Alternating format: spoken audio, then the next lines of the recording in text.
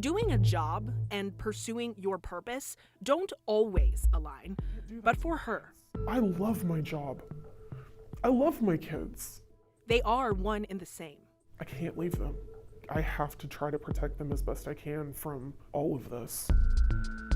This being a system of care that many say have systemically failed thousands of children who have survived the worst. This woman is a caseworker in Dallas for Child Protective Services and asks that we conceal her identity. After nearly 20 years of working for the state of Texas, she will start working for Empower on March 1st. The people that are going are doing it because they want to stay with their kids. Some are going for the money because they don't have any better options available. The Texas Department of Family and Protective Services told WFAA that it is transferring 450 jobs in this region of 9 North Texas counties, known as Region 3E, to Empower.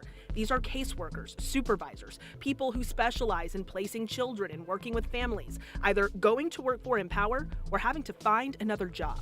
I know there are some people who are forcing themselves to be positive about it, but no, I don't know anybody who is genuinely excited about this prospect. WFAA got staffing data from DFPS through an open records request. From February of 2023, which is when Empower was selected to manage foster care in this region, through the first week of January of this year, the state says 123 staff members are voluntarily going to Empower. 14 retired, and 86 of them either transferred within DFPS or to other state agencies. How would you rate the success of that effort to get the DFPS caseworkers to come to Empower? Dr. Linda Garcia is the Senior Vice President of Empower. Our goal was to be able to hire approximately 150 caseworker to come over to us. And right now, I have 158 letter of intent. Empower confirmed at the end of February that it's hired 147 caseworkers as well as 34 support staff to help them.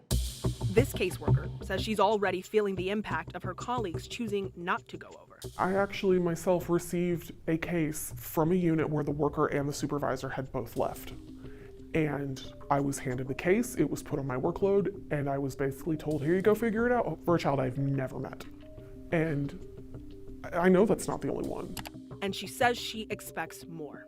We were told that we would get pay and benefits that were comparable to what we get with the state, and that did not happen.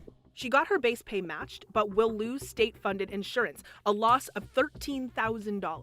For some workers, that is going to be a destroying factor. Dr. Garcia and the state's Office for Community-Based Care, which is the state's term for privatization, admitted last year that a private company wouldn't be able to compete with state benefits. But this caseworker says it's more than that. She questions Empower's preparedness and even the information they're receiving from the company. It's hard to put faith in what's going to be in it when it's coming from Empower. Why? Because they've broken every promise that they've made to us. Community-based care is supposed to be about keeping your kids in your community. And they're not. I've had kids go out of region. Multiple kids have gone out of region. In the past few months? Yeah. Since Empower took over? Since Empower started placements. I've had 2 who have gone out of region just this year, just since December. When asked about building local capacity for placing children, Dr. Garcia admitted more than half of the providers Empower is working with are outside of this 9-county region. I have over 160 in our network, but of that, probably about 60 of them are within the county in our region.